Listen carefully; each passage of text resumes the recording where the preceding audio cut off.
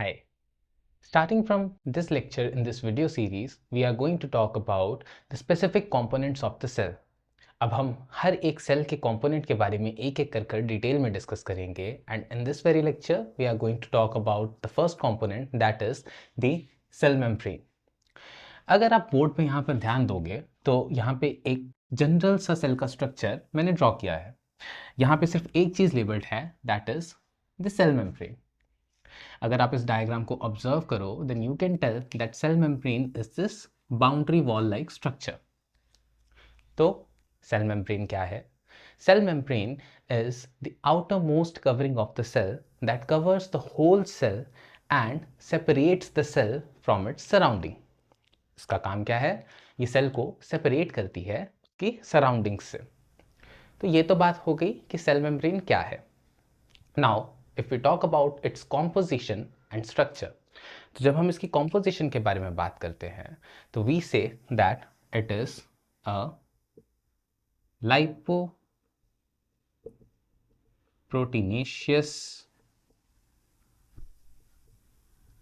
Structure. अब lipoproteinaceous का मतलब क्या है? लाइपोप्रोटीनेशियस का मतलब है कि ये लिपिड्स एंड प्रोटीन से बनी है।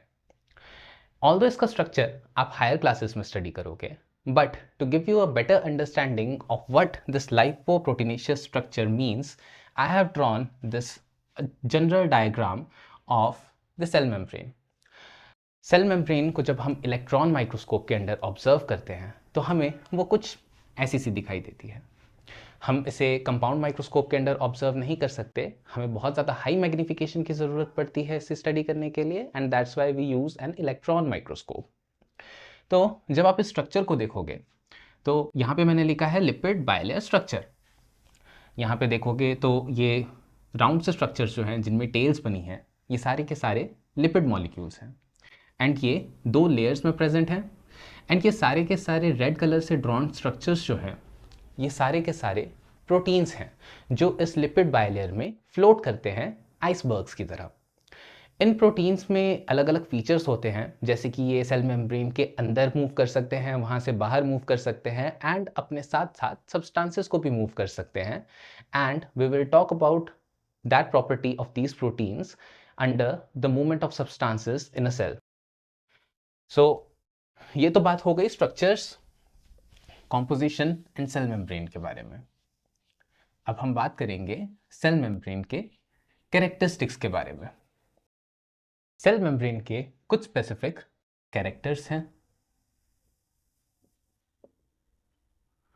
एंड कुछ बहुत ज़्यादा इंपॉर्टेंट फंक्शंस भी। सबसे पहले हम बात करते हैं इसके कैरेक्टरिस्टिक्स के बारे में। The very first characteristic is that it is living in nature. Cell membrane एक लिविंग स्ट्रक्चर है। ये लिविंग कैसे है? ये कॉन्स्टेंटली रीजनरेट करता रहता है, अपने आप को रिपेयर करता रहता है। And the second characteristic is that it is thin and flexible. Well, cell membrane बहुत ही थिन सी कवरिंग है सेल के around and the second thing is that it is flexible. ये सेल को मूव करने में हेल्प करता है, सेल की शेप चेंज करने में हेल्प करता है। ये कैरेक्टरिस्टिक हम ऑब्जर्व कर सकते हैं अमीबा के अंडर। जैसे एक अमीबा का स्ट्रक्चर हम कभी भी वेरी डिफाइंड ड्रॉ नहीं कर सकते because it constantly keeps changing its shape, but उसमें ये जो प्रोजेक्शंस बनती है उन्हें अमीबा यूज़ करता है as feet to crawl. Like वो ऐसे प्रोजेक्शंस बनाकर सरफेस पे क्रॉल करता है एंड इन फीट्स को हम कहते हैं स्यूडोपोडिया। ये स्यूडोपोडिया बनाना पॉसिबल इसी वजह से है because cell membrane is flexible. And the third characteristic of the cell membrane is that it is selectively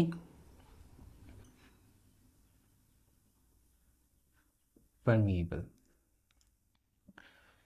मैंने पहले भी बताया कि सेल मेम्ब्रेन के थ्रू कुछ सब्सटेंसेस पास हो सकते हैं।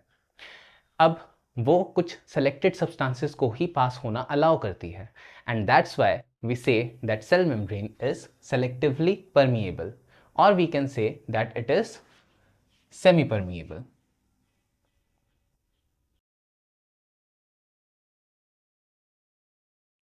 अब अगर हम इसके फंक्शंस के बारे में बात करें तो the very first important function of cell membrane is it provides support and structure to the cell. ये सारे के सारे सेल कंटेंट्स को एक जगह पर कंसंट्रेट करके रखती है एंड सेल को एक रफ सा स्ट्रक्चर प्रोवाइड करती है।